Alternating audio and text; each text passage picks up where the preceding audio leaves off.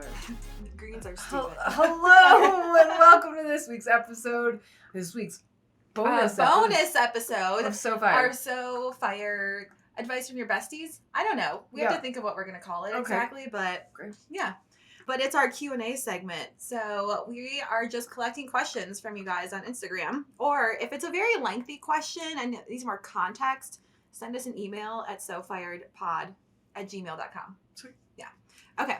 Our first question that we didn't get to last week is that I started posting a lot on social media for business purposes. And my friends have made the comment that I'm posting a lot. It's making me feel really self-conscious. Should I keep posting or should I back off? And how do I know if I'm posting too much? So, thank you for getting me a sweatshirt. I'm freezing, right? I'm so cold. I know. Okay, so posting on social media for business and for fun. Who are these people telling you that you're posting too much? Okay. I think that's the first question. Because are these people also running a business? Are they building up a personal brand? Do they understand that e-commerce happens through TikTok, Instagram, Facebook, LinkedIn, whatever platform you're posting on? Do they understand that if you don't post, you basically don't exist? Okay, I have a lot to say about this. I can identify. Sorry. I hope you're recording this.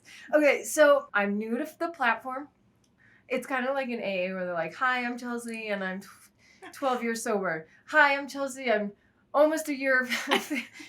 Almost 1 year into Instagram. Almost 1 year into Instagram. And I am this person. This is a really powerful question because of my age, I didn't realize what the value of Instagram is. I don't know that we're going to get to another question because this really gets to me. So this is for people my age or people new to Instagram now. Okay, so I'm starting to post, but as I've told you, I've come to the realization that our target demographic is doing commerce on this platform. Mm-hmm. People my age and older, their platform is Facebook. Mm-hmm. We've had about 18 years to shake it out and see who lays where, who subscribes to what. Where their interests lie. And this is where my community is. Mm-hmm. Right? Whether it's the girl gang stuff or anything, this is where I belong. It took me a minute to realize that. So if I want to be a part of the narrative, I'm going to have to do these things, right? The stories and stuff. And you have to be vulnerable. And while I still feel a little vulnerable, it obviously wears off the more you're doing it. So you really do have to take a very fearful lunch. This is a lot of context, but I'm getting there. Yeah. Okay, so this is just my experience. And then in the last 4 weeks, I have been to 2 large events. One of which was my brother-in-law's wedding. And I saw a close friend, doesn't live here in town, so we're not talking on a regular basis, but we're very close. She says, both she and her husband are like, we love your outfits of the week. Mm. I was like, well, what does that mean? You're like, oh, so you're watching me on Instagram? And the fact that they said it, but it wasn't the way they said it. It was like the tone of how they said it was, I don't know what that tone meant, but it felt like something. And this is what I noticed. As soon as they said it, then they left and they didn't want to talk to me. Mm. And I thought it was just them being weird. So I just chalked it up to nothing. Mm-hmm. Right. I mean, my outfits of the day are very non-secular. Is that the word? Non-secular? It's a word that means it means nothing. It's inconsequential. Yeah. I may have used that wrong word 100% wrong. I think that non-secular means that you're non-religious. But non sequitur. Is that even a word? Sequitur? It might be. I think it's no consequences to the outfits you're wearing. Yeah, kind of right. Yeah. It means nothing to anyone. Uh-huh. So, arbitrary. Right. Anyway, so this weekend in Vegas, another one person, I walk in with my pink jumper the very first night. She goes, is this your outfit of the day? Oh. I was like, what the fuck? Now, this woman is the, and has been for the last 20 years, the news anchor in San Diego. Mm.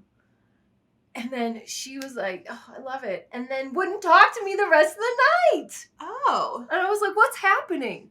So while I can't give an answer, I'm experiencing these problems. So then I have a newest best friend from the trip. Yeah. And his name is Bobby. And now Bobby used to play professional football. He was a big college football star. I was like, Bobby, I do these outfits of the day. And 2 women twice have said something, and he's like, fuck it. And I was like, what do you mean? I feel this. And he goes, think about all the words you say in a day. Think about all the thoughts that you have in a day. Do you realize 2 separate people took the time out of their day with their mental thoughts and came up to you and said something? It's like, it doesn't matter what they say after that or how they feel, but the fact that they, like, you made an impression on someone, like, you made it. Mm-hmm. Now they're talking about it offline, if you will. And he's like, keep doing it. 100% agree, because if someone is taking the time and you're taking up rent in their mind, yeah, then you're making an impact somewhere. So I should be doing more. And